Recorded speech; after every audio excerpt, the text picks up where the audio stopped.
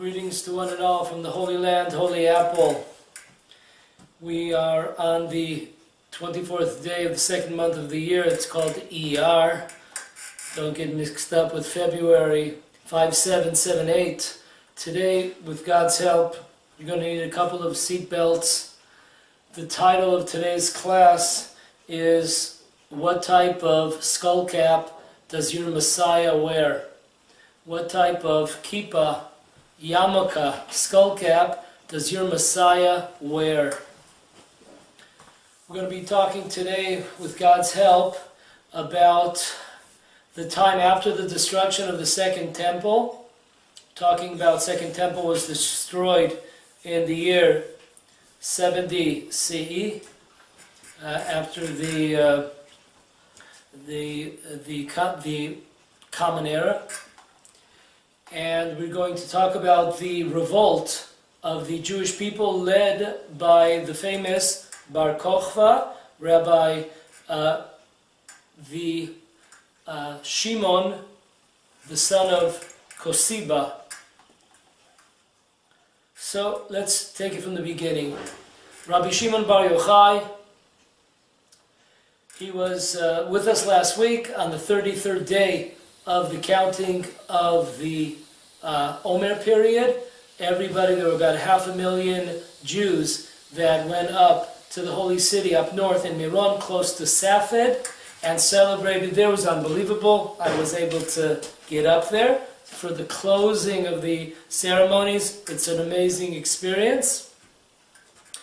And Rabbi Shimon Bar Yochai, who was the top student of Rabbi Akiva, he says in the name of his rabbi, Rabbi Akiva, he says the following verse. This verse is in Numbers 24:17. I guess maybe today's the 24th of Iyyar. It's special for the, we hit it right on the nose here. It says the following: a star has issued from Jacob, and a scepter bearer has risen from Israel. And he shall pierce the nobles of Moab and undermine the children of Seth. Edom shall be a conquest, and Seir shall be the conquest of his enemies, and Israel will attain success. So Rabbi Shimon Bar Yochai says, what is this verse talking about? And he says the verse is talking about an amazing thing. A star. Who is the star? Who is the savior here? Who will destroy the nations of Edom, the nations of Moab, the children of Seth? None other than the Bar Kokhba. He will be, according to this teaching of Rabbi Shimon Bar Yochai, in the name of his rabbi, Rabbi Akiva. This verse, which is a prophecy, this verse, as we know, there are no prophets like Moses within the Jewish people, but there was a prophet in the nations that was similar to Moses, and that was Bilam. And we're talking about now this prophecy. He sees in the future, he sees into the future that there will be some kind of star that will come into the world and be assistance for the Jewish people and to conquer all the foes and enemies of the Jewish people. And this, according to Rabbi Akiva, was none other than the revolutionary Bar Kokhba. Okay, so let's get a little bit of a handle on the time period. We're talking about the period of the Second Temple, and there were 3 revolts. It's pretty amazing. There were 3 revolts against the Romans during this later period of Second Temple history. We'll go over the three revolutions. The first revolution was between the years 63 and 73 after the Common Era. And in the middle of this war between the Jewish people and the Romans, who were trying to destroy the temple and destroy the Jewish people, in the year 70, the second temple was destroyed. So that was the first war. Second war took place approximately 47 years later, in the year 110 CE. This was a revolution that was headed by two Jews, two special righteous people. They had names, not Jewish names, they had actually Greek names, Pappus and Lonius. And they led a second revolution 47 years later in order to try to rebuild the temple and also to try to reconquer the land of Israel. Their headquarters, Pappus and Lonius, their headquarters were in the city near the coast of Lod. Today when you come into Israel to the airport, so it's in the city called Lod, next to Ramle, near the ocean. And that's where their headquarters, that was their commanding controls were. Therefore, when that second revolution, when it did not succeed, the Romans destroyed and killed all the Jews in the city of Lod. Now this is brought down. Most those that are familiar with the Talmud, they should recognize these two names, because it says in the Talmud that nobody, no matter how great you are, no matter how spiritual you are, no matter how holy, we can never stand in the spot. It's such a holy place where Pappus and Lonius, that gave their lives for the Jewish people, it's such a holy place that none of us could come close to such holiness and spirituality. So these were the two leaders of the second revolution. The last revolution took place in the year 135. So we're talking about 65 years after the destruction of the second temple. Jewish life continued in the area of Judea, Yehudah, and especially in the city of Beitar. Beitar was a spiritual, unbelievable spiritual center. There are many sources which tell us how many synagogues, how many learning halls, how many children, how many people. It was a tremendous metropolitan area. And this last revolution, it was lost in the year 135. The city, on the 9th day of the month of Av, the city of Beitar was destroyed, and the inhabitants, an amazing amount, we're talking about 800,000 Jews were murdered in this third revolution. So that we're talking, that's our timetable, so we know where we are in the line of history. Now, we have to understand first, who was this guy, Bar Kochva, Shimon Kosiba? Who was he? What were his special traits? How was he able to pull in not only the Jewish people, he was able to pull in the leaders, the sages of the generation, which is an amazing thing. Because if we think about the first revolution against the Romans, year 63 to 73, we know that there was much criticism by the sages against the fighters to free Jerusalem and free the land of Israel. There was a lot of criticism. There were a lot of rabbis that came out against them. So all of a sudden, 60 years go by, and we see a tremendous support system behind Bar Kochva. So let's look up sources to understand who this charismatic figure was.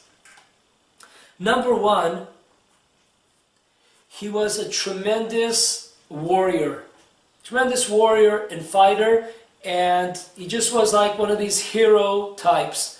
I'm reading from the history writings of Rabbi Berel Wein of Jerusalem. So listen to what he says. He was a person of tremendous physical strength. He was able to uproot a tree while riding a horse. Now once again, these are not the words of Rabbi Wein, these are from our sources. These sources, you could look them up. We're talking about the Iyyar on chapter 2, paragraph 4. We're talking about the Jerusalem Talmud, the Tractate of Fasting, Ta'aniyot, 4th chapter, 5th law. If you look into these sources which I mentioned, you'll see all these details that Rabbi Wein is reminding us of such. He was not only able to uproot trees, he was able, with his hands, he was able to hold back a Roman catapult. The Romans would shoot out various, kind of like cannons, I guess one might say, even though in their times wasn't exactly cannons, but they would have these sort of cannons that would shoot out rocks. And it says about Bar Kochva that he was able to catch the rocks and he would throw them back. Sometimes you look at the news out of Israel, you see that the army will shoot a gas canister at the Arabs who are rioting, and the Arabs will take that canister and they'll throw it right back at the army, and the army's like running off over there. His feats of personal valor were legendary, which all lent to a superhuman aura about him. The Talmud says that anyone who wanted to join Bar Kochva's army had to be willing to cut off their little finger. Pretty wild. And once again, we're not talking about a surgery. I'm not going to get into the gory details. We don't want to, maybe some people just ate right now. You don't want to, throw it up. So I won't get into the details how they would do that.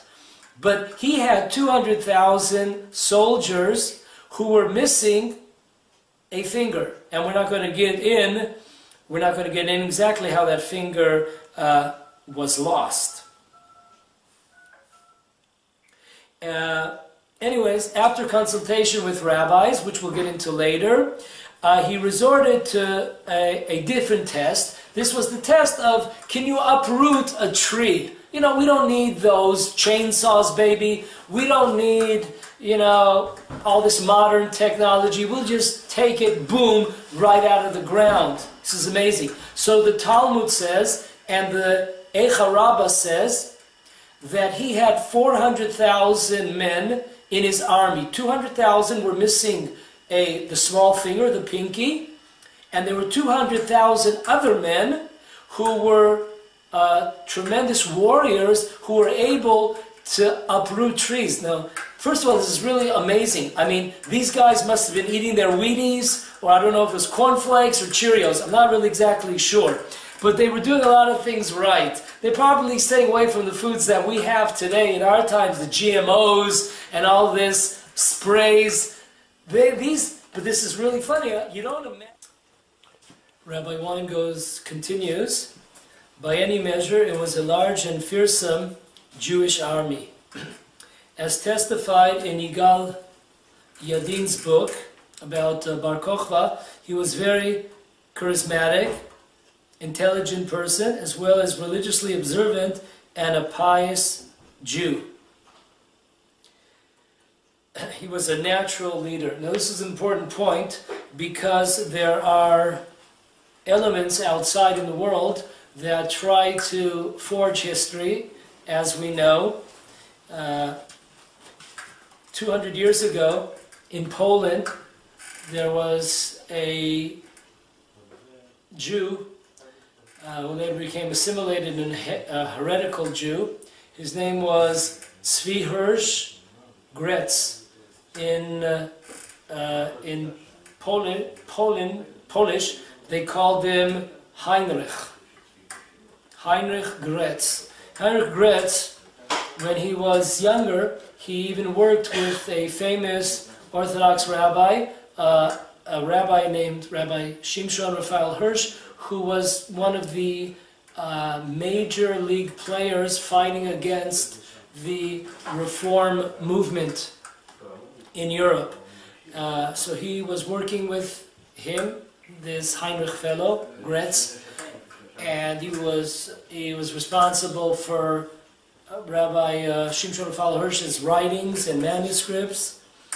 And later on, he went OTD, off the derech, went off the path, the religious path, and he really became messed up, assimilated, and he became an historian.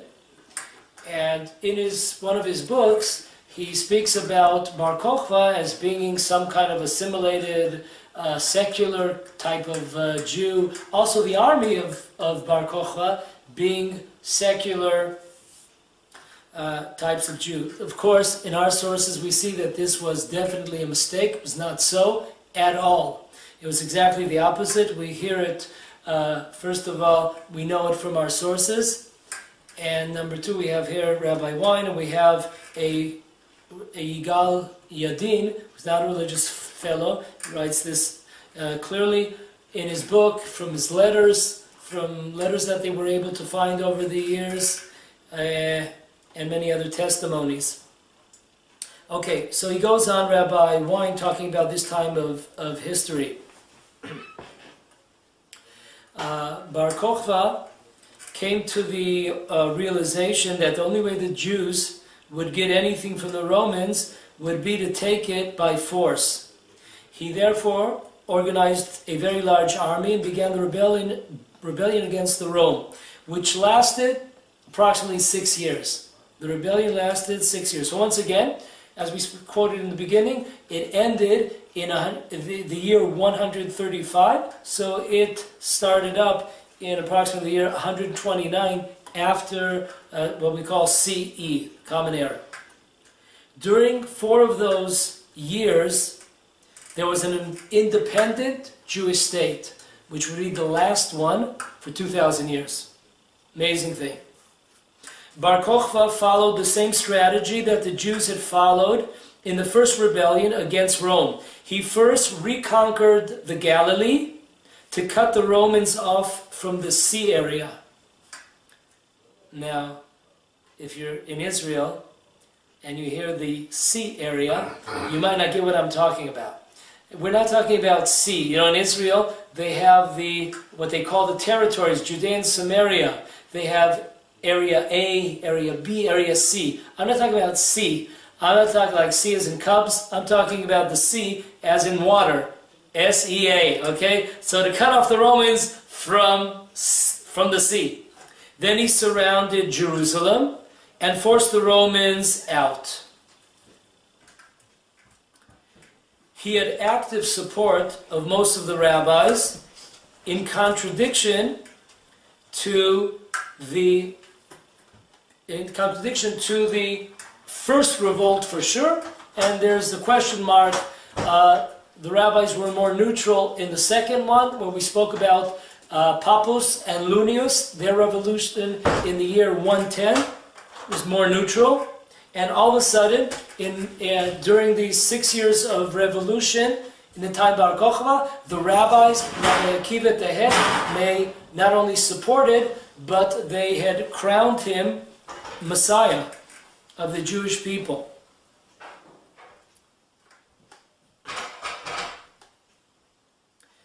Bar Kokhba's reputation became so great that according to the records of the times, many non-Jews came to fight in his army. They saw it as a real chance to bring down the Roman Empire. Many people were not happy with the Romans and their ways. Amazing. All told, Bar Kokhba eventually mustered an army between 350,000 and 400,000 people. In the ancient world, that was an enormous army, greater in number than the entire Roman army. The Romans were so pressed that Hadrian brought his generals and all of his troops from England, Gaul, Germany, and all of the provinces scattered throughout the Roman world. The reason was simple. Rome felt itself threatened as no other time. It was a total war. At one point, when Bar Kokhba took back Jerusalem, he claimed that he was going to rebuild the temple. Interesting. Okay, now moving on here, we have Rabbi Yitzchak Abarvanel. Rabbi Yitzchak Abarvanel, one of his books is called Yeshuot Mishicho. In this book, Rabbi Abarvanel, he tries to strengthen the belief amongst the Jewish people in the coming of the Messiah. The Abarvanel takes passages from the Talmud and other Jewish sources that discuss in various ways the coming of the Messiah, and he deliberates on them. And he strengthens the Jewish people's hearts to believe that this will come soon. Now, he has 2 or 3 pages where he discusses the revolution of Bar Kokhba. And here's what he says, an amazing statement. This is a personal testimony of the Abarvanel. Let's listen up closely to the information that he was able to attain. He says the following. Before he gets into the information that he saw with his own eyes, he tells us, as we know, those that know, that the information of this time, of this revolution, as far as Jewish Torah sources, there are very, very few. And if you look in whether it's the Talmud, whether it's the Midrashim, and a few other places, you'll see there's very scarce information. So, he says the following, but if you look at the chronicles and the history books of the Romans at the time, I'm with my own eyes, he's writing this is on page 61 in the book Yeshuot Mishicho. Listen to what he says, amazing. I'm translating here. I saw with my own eyes, I read with my own eyes the tremendous amount of wars and strength that Bar Kokhba and his men demonstrated. And they had they treated the enemies with tremendous cruelty. Bar Kokhba took his soldiers to Egypt, to Alexandria, and they did tremendous revenge against the Roman population that had taken over that area. And they destroyed all the Roman conquests in Egypt. And there was no force that was able to stand in the way to stop Bar Kokhba and the Jewish army. Wherever he would go, he would destroy and kill the enemies. In fact, their blood was being spilled in tremendous amount of, unbelievable amounts. The Romans, anywhere that the Jews came across enemies, they would just destroy them, and the Romans' blood was all over. There was no mercy on the Romans.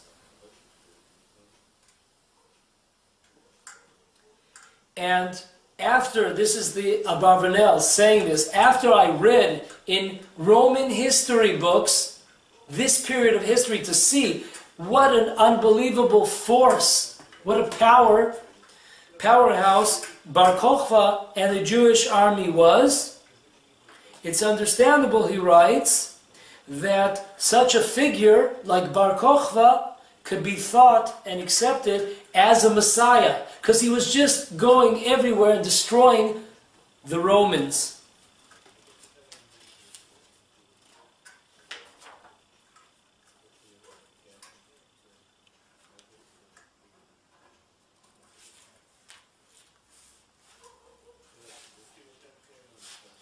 Okay.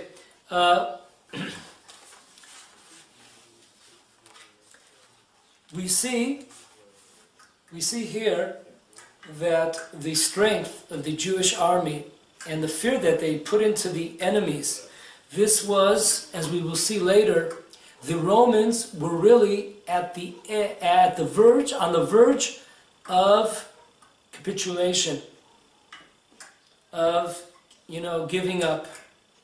And we'll see what went wrong here, unfortunately. But we see very clearly that this is a tremendous force. The Jewish people at this time was a tremendous force. Now, we spoke about the physical side. How about as far as religion is concerned? We spoke about the historian Gretz, Heinrich Gretz. Let's look in our sources as far as the attitude of Bar Kokhba and the soldiers to Judaism, to Torah. And let's look at a few sources. Number one, it says in two places. It says in the Jerusalem Talmud, tractate fasting, Ta'anit, fourth chapter, 5th paragraph, says the following, that the sages came up to Bar Kokhba and said, listen, we hear what you're doing, that in order to be accepted in your army, you have to be brave enough and courageous enough to tear your own pinky off. But, the Jewish people, we're not allowed to perform upon ourselves blemishes. We're not allowed to perform blemishes on ourselves. A Jew has to be whole. And so he said, well, what should I do then? So they gave him the idea that you should, in order to see if these people are suitable for your army, they are soldier types, then they should uproot trees with their own bare hands. What did Bar Kokhba do? He listened to the rabbis. Amazing. He said, okay, from that time on, once the sages came up to him and told him that information, he stopped. And from that time on, 200,000 more enlisted into the Jewish army, and these were tested by their brute strength to uproot trees. So that's an amazing thing. It's if we think about it, it's really amazing, because as we're beginning to understand that these were religious people, these were very pious people. You don't have today, the image of a Jew is the image of a person that's weak. And we know that one of the reasons why Rabbi Kahana had to start the Jewish Defense League, the JDL, was because unfortunately the Jews were scapegoats to the anti-Semite bullies who would prey on the Jews because they knew that the Jews would not respond. So this was terrible. So think about it. 2,000 years have passed. Look at the image. Look at the image of the Jewish people then, to understand about these soldiers, that when the rabbis said something, that was it. They listened, and we're going on further now. So it's an amazing thing how times have changed. Let's go on. The commentator Anaf Yosef on this Talmud, he says the following: that even though that Bar Kokhba was such a warrior, one of these rocky fellows, those are my words, he would surrender himself. he would make himself humble before the sages of Israel. And he would listen to what they told him. Amazing thing. You imagine a guy, he's a warrior, he knows the war. He's one of these strategists in the army. He understands fighting. For a person like that to lower themselves and to listen to the words of the rabbis, this is an amazing trait. It's a really amazing trait. Most people who are, powerful, if you saw, I don't know, Len, if you saw this, but there's an amazing scene that somebody sent me. I think it was maybe in the 7th game, Cleveland and whoever they were playing, maybe Indiana. Anyways, it's the last minute of the game or something, last second of the game. So LeBron James, he flies up on this table, maybe it was a press table, and he starts going like this, imagine LeBron James, like the rabbis come up to him, LeBron James, and they say, listen, LeBron, we suggest to you, a few things. Man, he's just like, woo, woo, slap him up. Man, get out of my face. It's an amazing thing. So we have here this warrior, this Rambo type of Bar Kochva, but he was a person that he would lower himself and listen to the advice of the rabbis. Not only that, it says in the Talmud, in the tractate of Gittin, on the 58th page, an amazing thing. Now, how did the soldiers of Bar Kochva fight? They fought with tefillin. Now, there's a discrepancy how exactly they fought with tefillin. Because if you think about it, there's tefillin that you have on your hand, and there's tefillin that you have on your head. Now, how are you supposed to fight a war if you have tefillin on your hand? So there is an opinion, there are many opinions, that the soldiers, folks, you have to put on a seatbelt. We have no insurance if you fall off your chair. There are many opinions, halachic opinions, that at the time that the soldiers of Bar Kochva, they all fought with tefillin. What is it called in English? Phalant? That's a really phalant. How do we say it? Rasteries or something. Yeah, it's a really difficult word, for us common folk. Anyways, the things you put on your hand and your arm. So, why?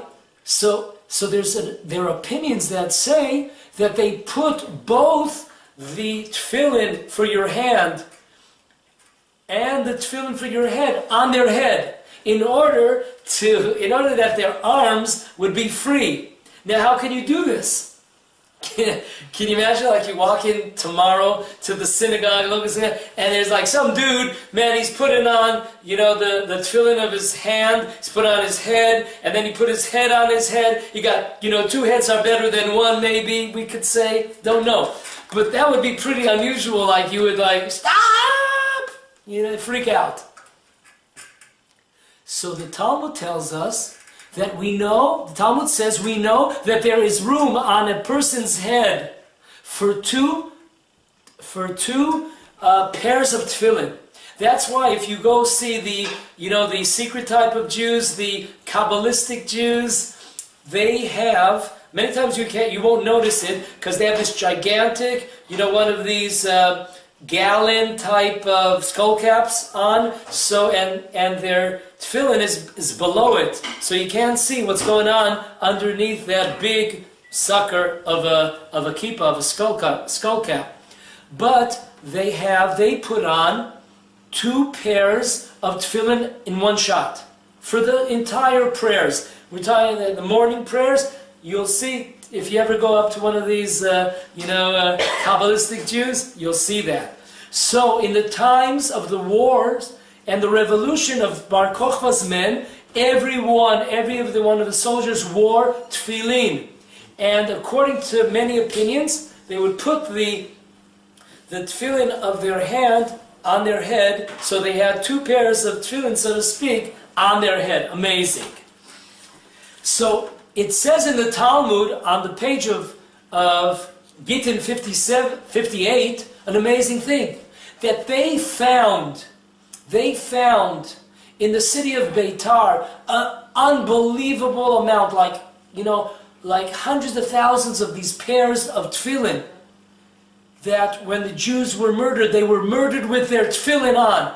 It's an amazing thing. This is a secular army? No way, Ray.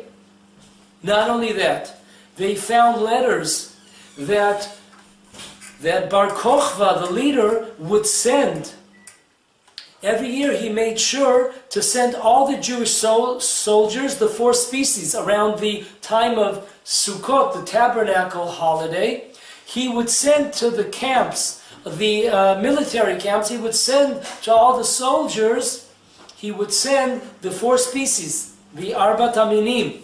So, amazing thing. And we know, we just said, that his goal was to build the 3rd temple. That's what he was going for. So we're talking about religious fighters here. Okay.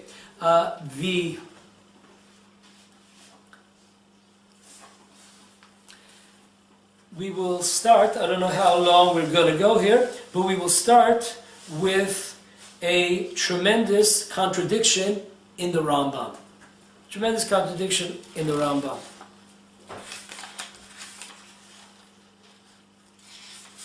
In one place, we have, listen closely, in one place in the laws of, and this is Maimonides, we're in the laws of wars and kings, the 11th chapter, the 3rd law.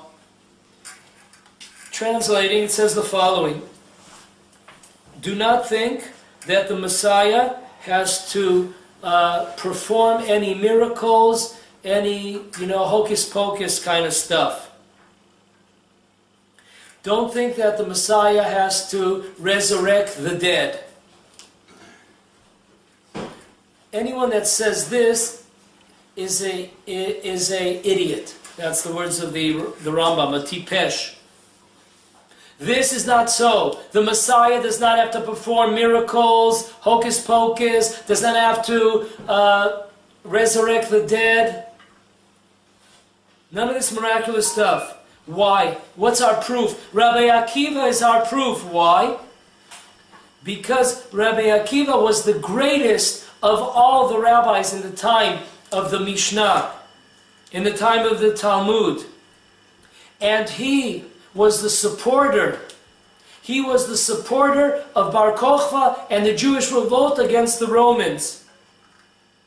And he even said about Bar Kochva that he is the Messiah, the Jewish Messiah. Amazing. And no, Rabbi Akiva did not ask for Bar Kochva. He did not ask for any signs. During the time, the sages did not ask for any signs, any miracles, any wonders, any resurrections of the dead. They didn't ask for any of that stuff. So, in the next law, 4, the Rambam writes that if we have somebody from the King David dynasty, a person that learns Torah and does and observes the commandments, like King David, in both the written and oral laws, and he tries to bring the Jewish people closer to Judaism, and he fights, he ingathers the exiles. This is for sure a Messiah. So we have 2 stages. We have a possibility of a Messiah. That's what we said at the beginning. A person like Shimon Bar Kochva, that is he has the ability to be the Messiah.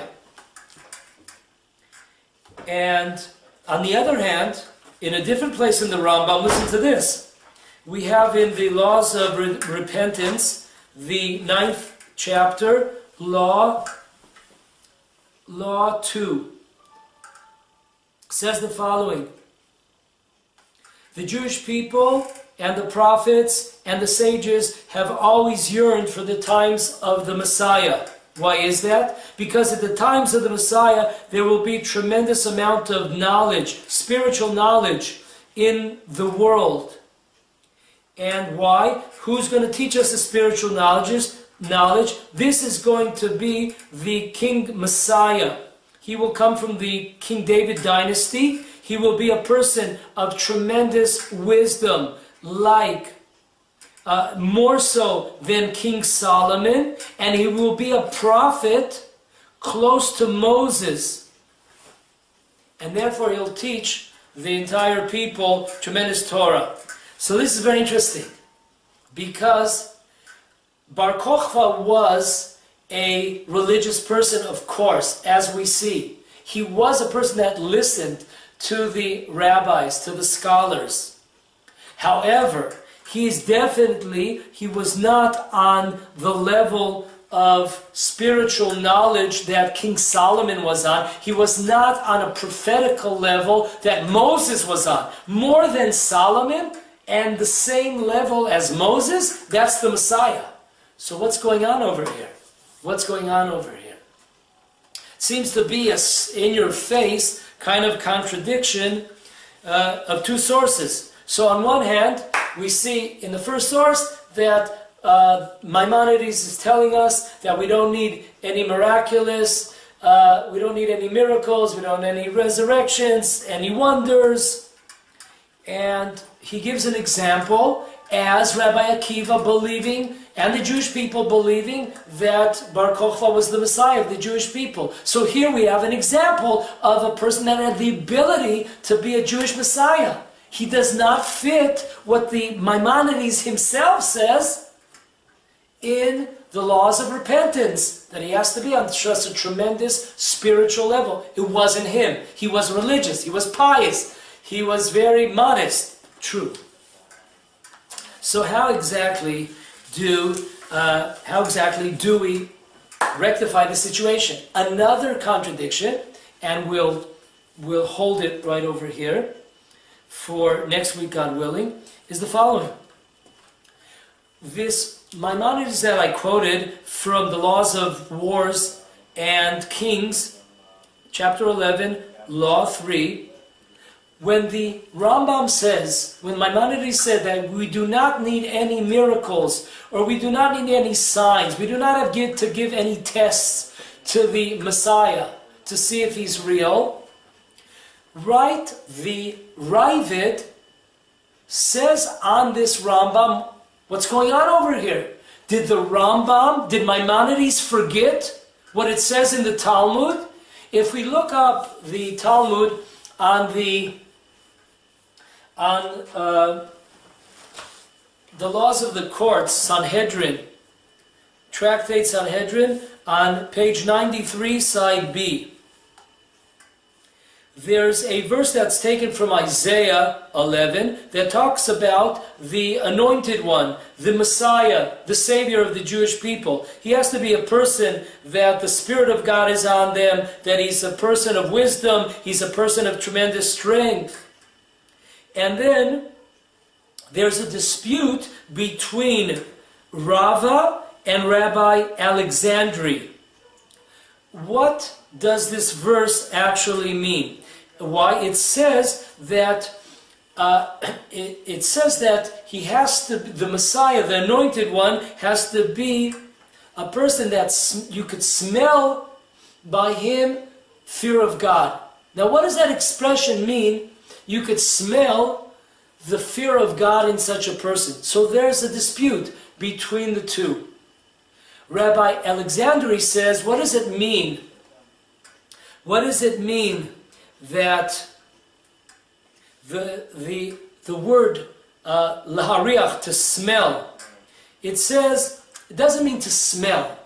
It means that spiritually speaking, the Messiah is a person is suffering tremendously in this world, physically, materialistically. He's a person that's suffering tremendously, and he has tremendous amounts of good deeds and commandments that he does. So according to Rav Alexandri, that's what it means. The Messiah, we have to check for two things. Is he a person that's suffering in this world?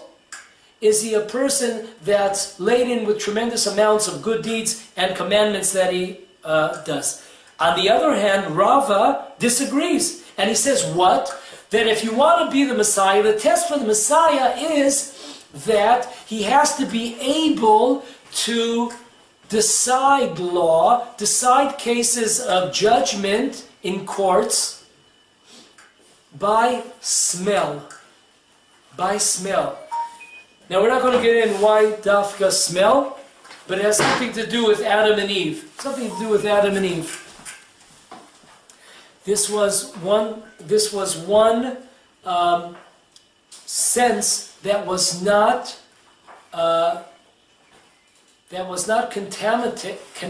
contaminated during the sin of the tree of knowledge. Eating the fruit of the tree of knowledge was the sense of smell. That's why if you ever notice, the first thing we do, the first commandment that we do during the new week on Saturday night is we smell the scents, the various spices that smell good, or plants that smell good, using our nose. But that's a whole different subject. So according to Rava, the Messiah is a person that he comes into the court, like here comes the judge, and he, without even listening to the sides, he doesn't hear the arguments, he just comes in there. It's kind of like, remember, who was it? Samantha. Remember that series about Samantha? When she wanted to do something magic, she would do something, move her nose, if I'm not mistaken. I don't remember if it was... What? Twitch your nose. Yeah, she would twitch her nose. Yeah. You got to be a certain age to know these things. So, something like this is an amazing thing. An amazing, supernatural. He comes into the court, the judge, the Messiah, and he says, okay, here's my verdict. Verdict. Today you go to court, they schlep you out for 2-3 years till they finally decide, sometimes even more than that. This Messiah, he's the kind of guy, he just walks into the court, he does 100 cases in an hour, you go to this, 5 years, 4 years, woo, yeah, he's really rolling over there. So what's going on? According to Rabbi Alexander, the Messiah is a regular guy. He's not doing any magic. He's not doing any miracles, any wonders. He's a person that's suffering in this world. It's not easy for him in this world. He's a person that's a tremendous righteous person. He has a tremendous amount of good deeds, commandments that he does. It's just simple. According to Rava, it has to be like some kind of magician, some kind of wonder of wonders. So what's going on? Therefore, the Ravid says, what in the world is Maimonides talking about? How could he say that we don't need to, there's no requirement for the Messiah to be tested, or to prove himself, or to do some kind of wonder, like in a courtroom, you decide who's guilty and who's innocent. You don't need any of that. Why? We have proof. Rabbi Akiva. No one ever asked for signs. Now this is difficult. Why? Because the Talmud goes on. It says the following. That Bar Kochva, he was the king over Israel for 2.5 years.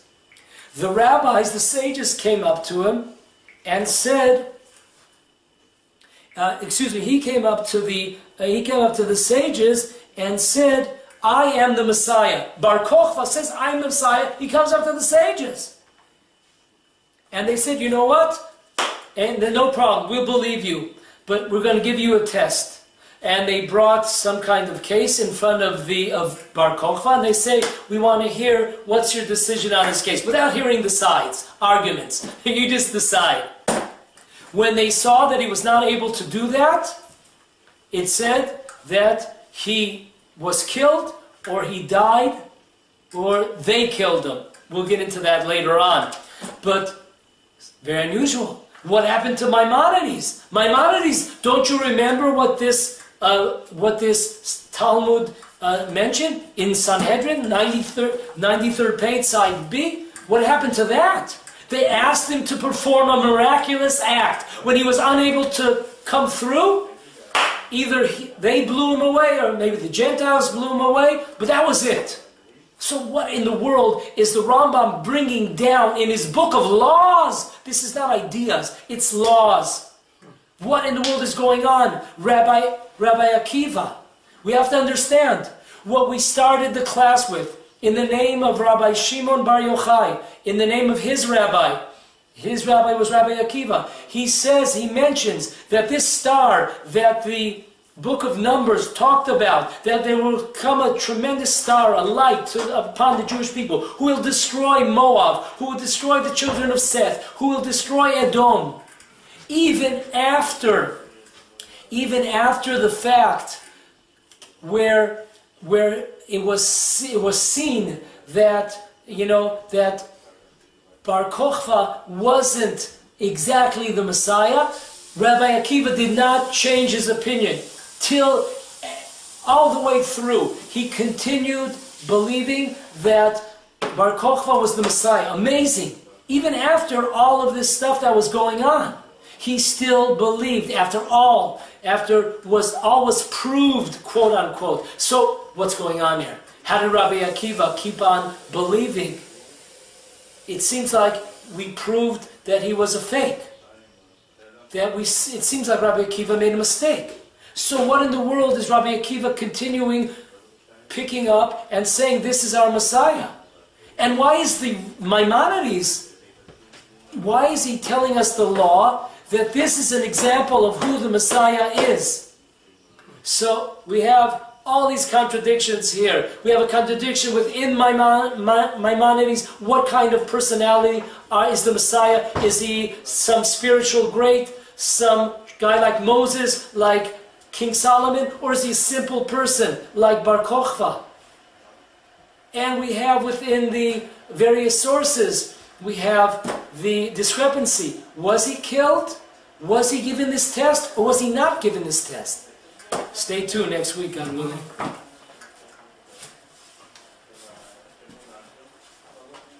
There's obviously a lot of reasons to these discrepancies. I don't know how to turn this off.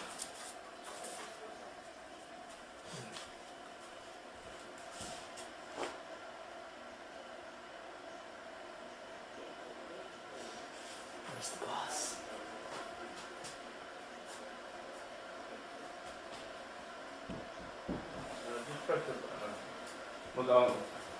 Yeah.